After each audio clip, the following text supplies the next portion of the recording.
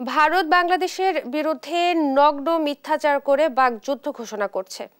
ঐক্যবদ্ধভাবে জবাব দিতে পারলে দেশটির মুখে চুনকালি পড়বে বলে মন্তব্য করেছেন স্বরাষ্ট্র উপদেষ্টা জাহাঙ্গীর আলম চৌধুরী। বৃহস্পতিবার পূর্বাঞ্চলে বিশ্ব ভলেন্টিয়ার দিবসের অনুষ্ঠান শেষে এই কথা বলেন তিনি। উপদেষ্টা আরো বলেন, জাতীয় ঐক্যের যে ডাক দেওয়া হয়েছে তা সব ধরনের নিরাপত্তায় মাইল ফলক হয়ে থাকবে। এ সময় বাংলাদেশের নয়, ভারতেই শান্তিরক্ষী মোতায়েন করে দরকার বলে মন্তব্য করেন তিনি। হাসান মাহমুদের রিপোর্ট। বৃহস্পতিবার বেলুন উড়িয়ে আন্তর্জাতিক স্বেচ্ছাসেবী দিবসে ফায়ার সার্ভিস ও সিভিল ডিফেন্সের দিনব্যাপী কর্মসূচি উদ্বোধন করেন স্বরাষ্ট্র উপদেষ্টা লেফটেন্যান্ট জেনারেল অবসরপ্রাপ্ত জাহাঙ্গীর আলম চৌধুরী। প্রাকৃতিক ও মানবসৃষ্ট দুর্যোগ মোকাবেলায় সরকারি সংস্থার সঙ্গে স্বেচ্ছাসেবীরা বড় ভূমিকা রাখছে বলেও মন্তব্য করেন তিনি। পরে সাংবাদিকদের সঙ্গে কথা বলেন স্বরাষ্ট্র উপদেষ্টা। বলেন, ভারত বাংলাদেশের বিরুদ্ধে নগ্ন মিথ্যাচার করছে।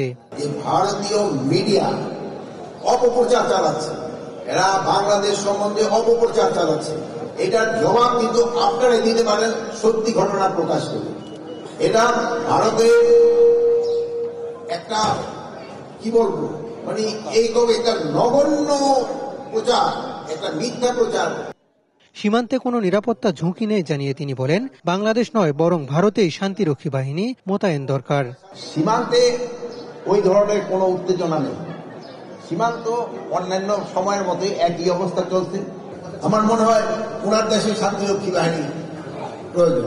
ওই জন্যই উনি বলছেন যে ওনার দেশের জন্যই মনে হয় আমাদেরটা ভুলে উনি বুঝে পারি বাংলাদেশের জন্য ওনার দেশে শান্তিরক্ষী বাহিনী তখন প্রয়োজন। ওনার দেশে দেখেন না যে ইসেরা কি বলে সংখ্যালঘুরা কিভাবে অত্যাচারিত হচ্ছে, ওই জন্যই মনে হয় উনি ওনার দেশের জন্যই মনে ওইটা চাচ্ছে। প্রধান উপদেষ্টা জাতীয় ঐক্যের যে ডাক দিয়েছেন তা ভারতের ষড়যন্ত্র মোকাবেলায় যুগান্তকারী পদক্ষেপ বলে মন্তব্য করেন স্বরাষ্ট্র উপদেষ্টা। আমরা যেসব সব একসাথে হব সেসব ডেফিনেটলি এটা একটা ইতিবাচক প্রভাব হবে। হাসান মাহমুদ, দেশ টিভি, ঢাকা।